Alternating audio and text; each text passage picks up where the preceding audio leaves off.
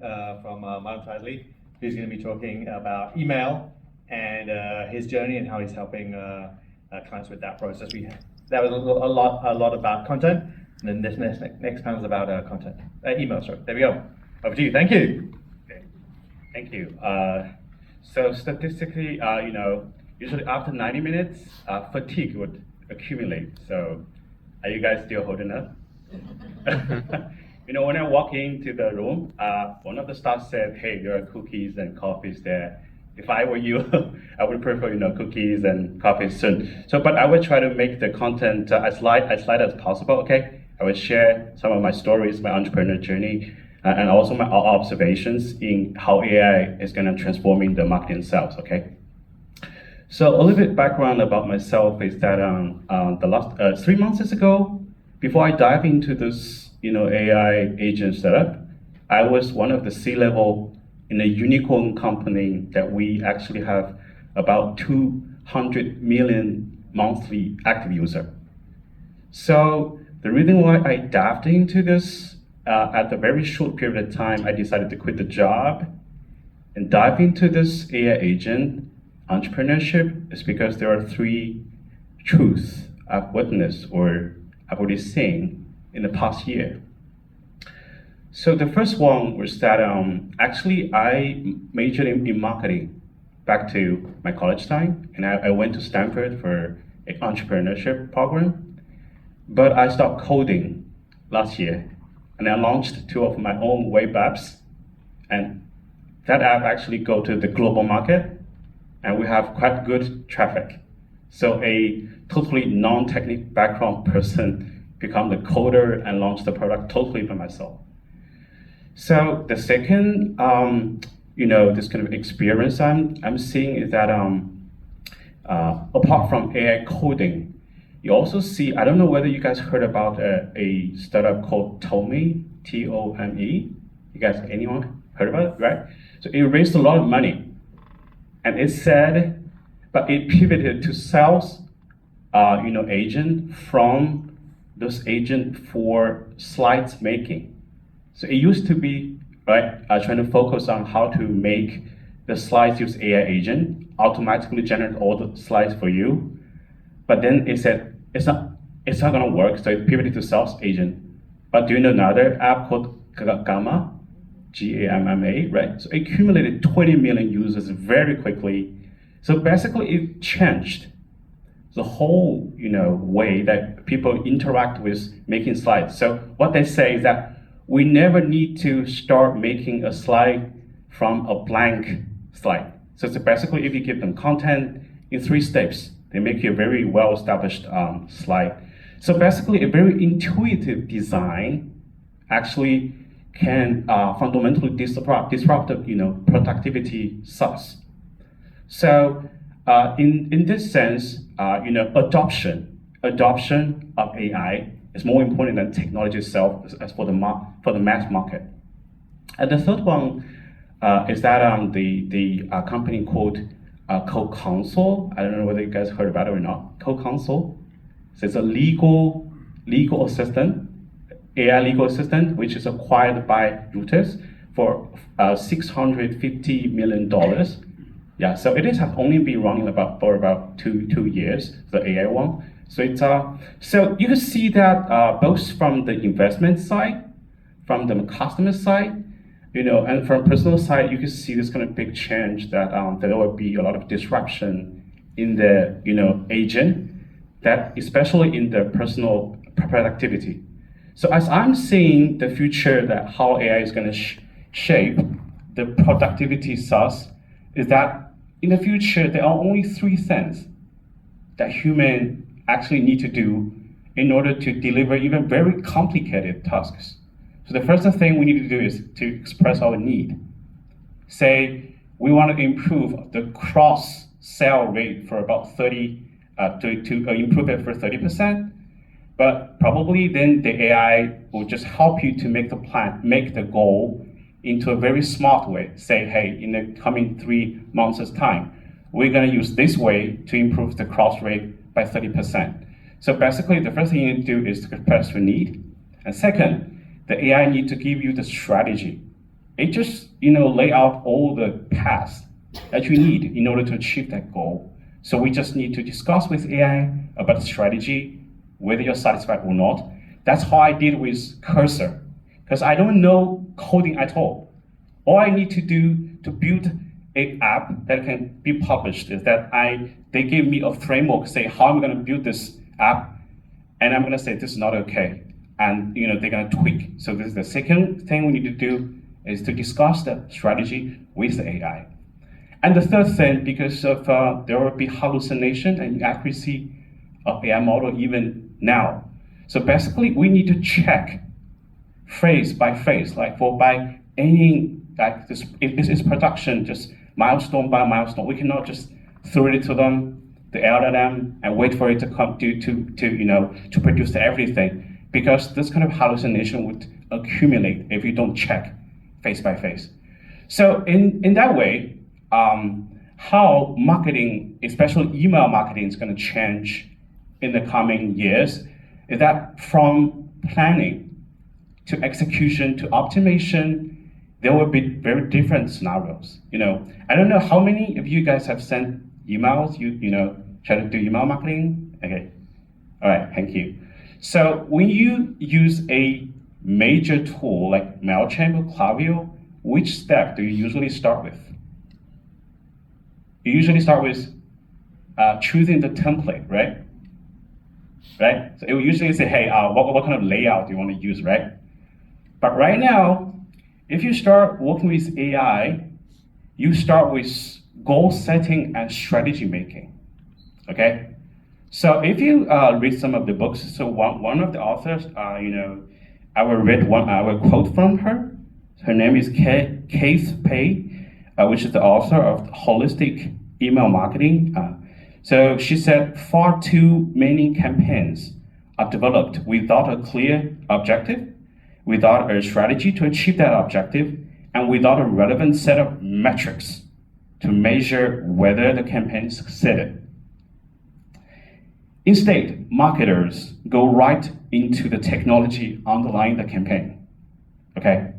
So the future, when you start doing your campaign, you don't start by choosing your template or typing the content, choose the layout, find the picture for the email. You start from like, what's your goal? Do you want to increase the engagement? Do you want to increase the upsell? Do you want to bring in more paying customer? Or you want to increase the lifetime value? So what are the goals? Okay, so you will start from having that kind of strategy, and then you're going to discuss that strategy with the AI. The AI said, hey, I'm going to send 10,000 emails to those people, and in the coming 3 to 5 days. And you're going to say, no, we have to warm up before we're sending out so many emails, because this may spam our customer. So if you're a professional, you could discuss this kind of strategy with them, right? Say, we want to tweak that strategy. So, but even if you don't understand what's, say you're an entrepreneur, you actually have no experience in marketing, but still, since we can basically prompt this kind of a strategy into an AI, then usually the primary version of an AI, the strategy they generated for us actually would be like kind of quite a higher level comparing to, you start from beginning, you don't have no knowledge about marketing. So in this sense, we begin with strategy, and so in this kind of planning stage, this kind of thing is going to be different. And also in terms of execution, because right now, usually we write email, right? And we give them a call to action button. But right now, the LLM can definitely help you draft, say, the 10 emails for the first 14 days when your customer sign up. So it can draft, it actually can draft this kind of consecutive email logic. Say, usually the first email will be the CEO welcome letter. The second is going to be survey. The third one usually going to be a trial to say whether you want to have some coupon or not. And then they give you customer, testimony on how the product, looks like. So usually, even if you don't have prior knowledge, the whole content, the first 10 email, and even the SMS going together with it can be drafted by the AI, okay? And the good thing about it is that usually you use this email, you send it, that those email portfolio will be static. But what if someone just press the button in the third email and they do purchase your SaaS product? And you usually will not be able to change the sequence because it's set. Say if you have 1 million users, it's impossible for you to adjust this kind of email sequences, right? But now with AI, you can build this kind of a logic tree. You build it for yourself.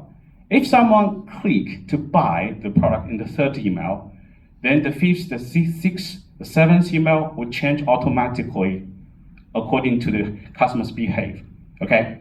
So the planning and the execution of the email marketing will be very different. And last but not least, it's about the optimization.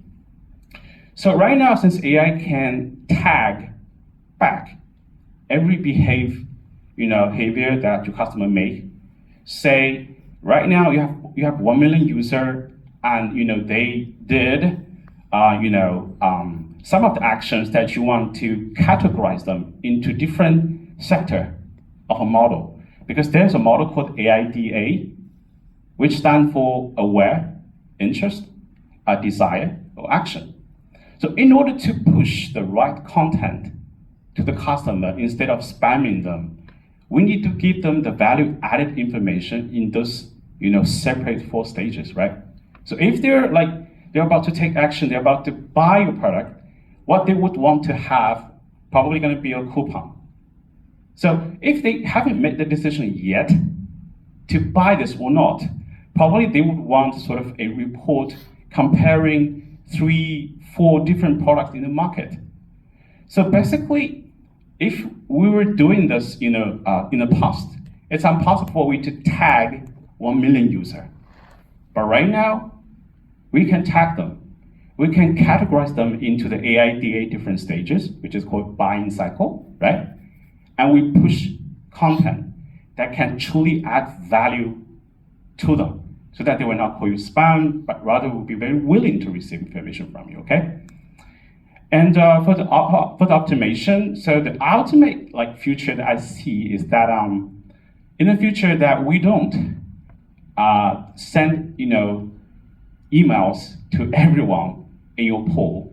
It's more like if you say, I want to increase the cross-sell rate, but 30%. So your CRM is going to tell you that among this 1 million user, so there are about 1,500 people you need to reach out to, because according to the past behaviors, they are most likely at the right buying stage that you can convert them in the coming week, right? So that's the sort of the change that I sense, and I plan to sort of build into the new startup, monetizy-ai. Actually, in the company prior to the one I said, we have about 100 million users. My friend and I, we actually co-founded a company, and we brought it to list it in the New York Stock Exchange. So basically, we 10 times the customer paying rate by doing continuous A/B testing to build the best user paying journey for the customer. So how we're going to do that is that we figured out in the end that in the first 13 days, what we need to do in the first 4 days, what product we need to push to the customer from the day 4 to day 7.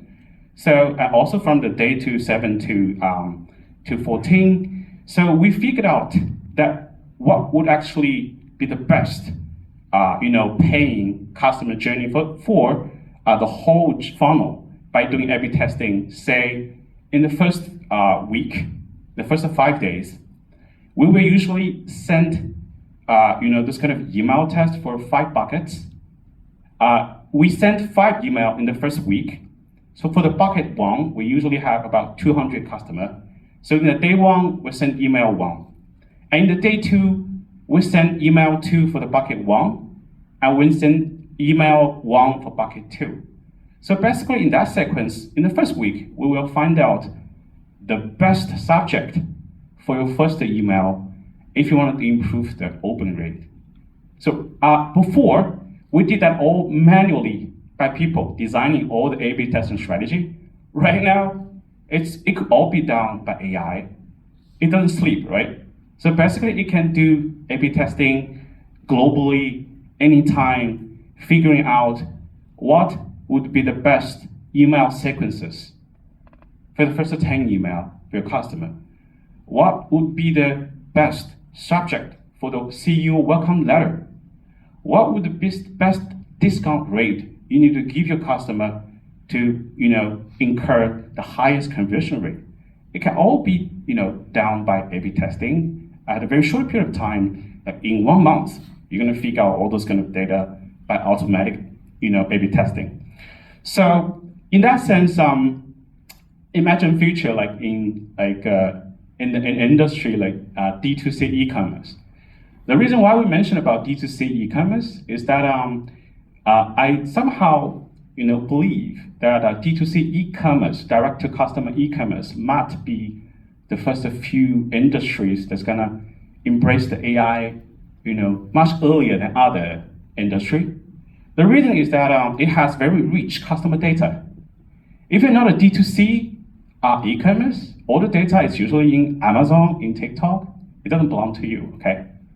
But in D2C, you have all the data.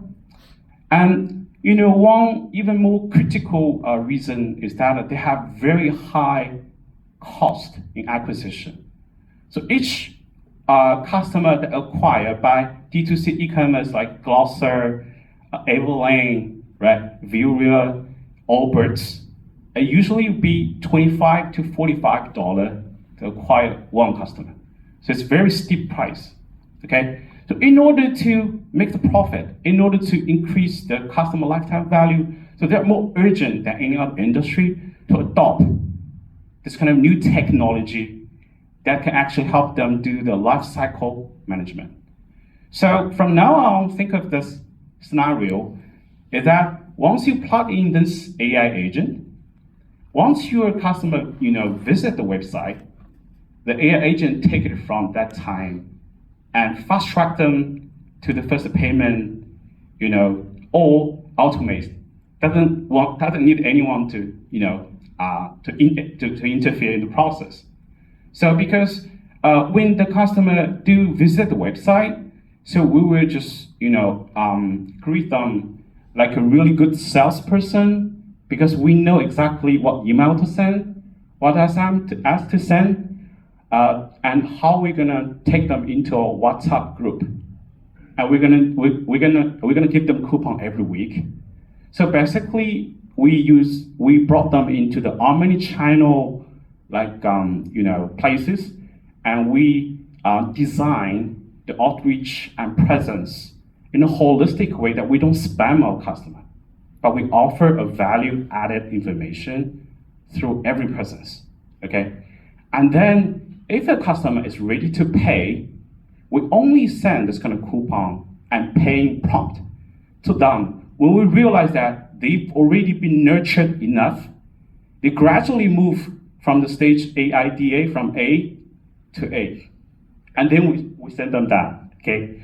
So, time up? Okay, all right. So so this is basically the future I'm envisioning, and this is also the future I'm trying to build with this startup. And thank you so much today, and very happy to speak here.